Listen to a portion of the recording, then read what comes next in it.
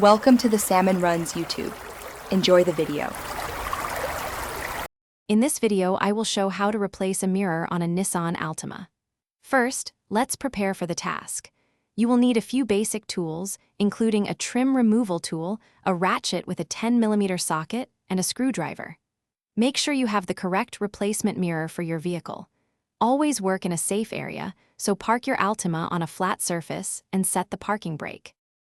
Now, let's get to removing the old mirror. Begin by gently prying off the interior door panel using your trim removal tool. This will expose the mirror's wiring and mounting hardware. Next, locate and disconnect the electrical connector. It usually has a small tab to press. Finally, use your 10mm socket and ratchet to remove the 3 nuts or bolts securing the mirror to the door frame. With the old mirror removed, it's time to install the new one. Carefully guide the new mirror assembly into position, ensuring the 3 mounting studs pass through the corresponding holes in the door. Hand tighten the 3 10mm nuts onto these studs, then use your ratchet to snug them up, but do not over-tighten. Don't forget to reconnect the electrical wiring harness to power your new mirror. We're almost done.